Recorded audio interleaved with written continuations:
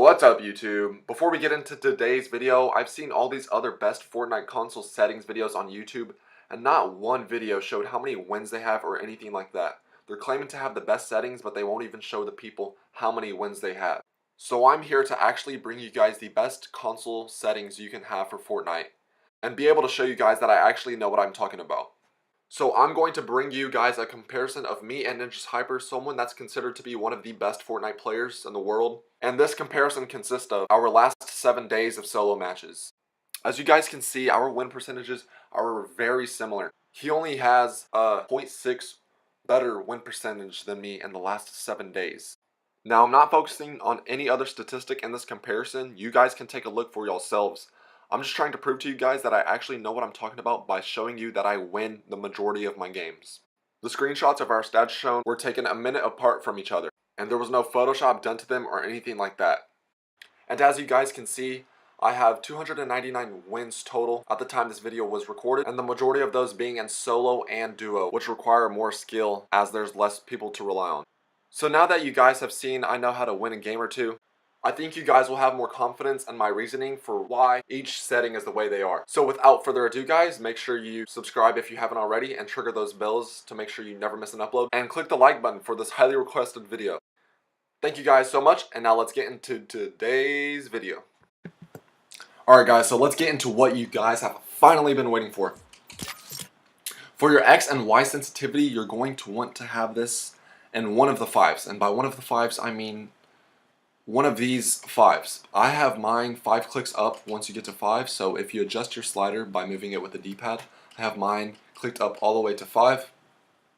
Anywhere in that range is pretty good. I would recommend not being on the lower end of 5, being on the higher end, so you can build your 1x1 forts fast. You don't want your sensitivity too high. A lot of people think you need your high sensitivity to build fast. This is not true. The only thing that would change is your 1x1 forts, and you would be taking away your close quarter combat shotgun hipfire accuracy. Next, for your ADS sensitivity, this is for whenever you're aiming down with like an assault rifle.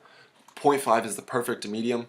If you've ever played shooting games, you know that a lower sensitivity leads to higher accurate shots. So 0.5 is pretty low in this game. Anything higher than that, I wouldn't recommend. You would just be missing shots, and just because your thumbstick is moving too fast. 0.5 is the perfect balance to be able to lead your target and be able to keep up with moving targets from far range. Snipers always play on high sensitivities, and that's so they can keep up with moving targets because they're in a scoped view. Therefore, you need a high sensitivity to keep up with moving targets. If you have this way too low, you're not going to be able to keep up with running targets. You need to be able to track targets and lead your shots. And 0.65 allows you to do that, and it also allows you to perfectly place your cursor right over the enemy's head and get that accurate headshot. Uncapped frame rate. I have this set to on.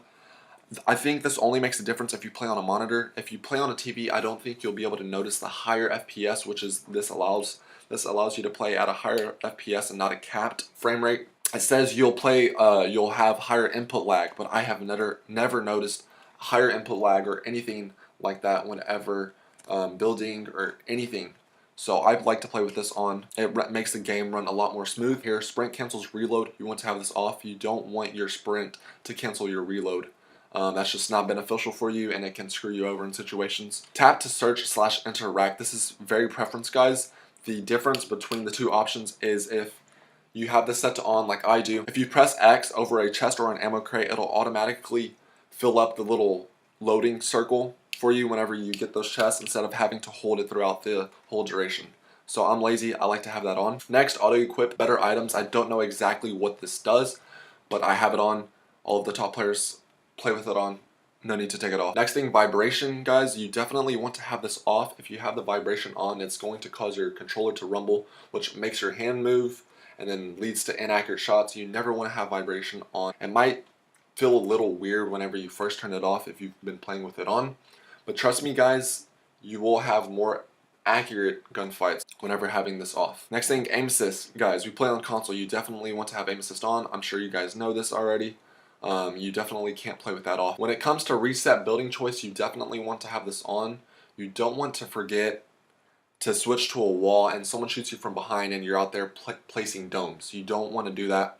This also allows you to build faster 1x1 forts and be able to push people more effectively by placing walls in front of your ramps. Next thing is show spectator count. This is obviously preference. I play with that on. If you get nervous, turn that bad boy off. Brightness. My settings on my monitor for my brightness is at the highest maximum possible, so I don't need to really mess with this. It's already high enough to where I can see in the dark places. If you can't see in dark places where people could be hiding in shadows and whatnot, you definitely want to turn that up. But for me, I'm good. I can see everyone in the dark places. And then this is the strongest recommendation, guys, I can make for your configuration. You definitely want to be playing on Combat Pro. Combat Pro allows you to switch in your inventory from left to right, not just right. Being able to move left and right in your inventory and in your build pieces allows you to build way faster. This is definitely the strongest recommendation and the best way you can improve your game if you're already playing on standard. Thank you guys so much for watching. If you have any more video ideas, drop them down below in the comments and I will make a video on it if it's a good idea. Thank you guys for watching. I'm Sly Sharrow and I'm out. Peace.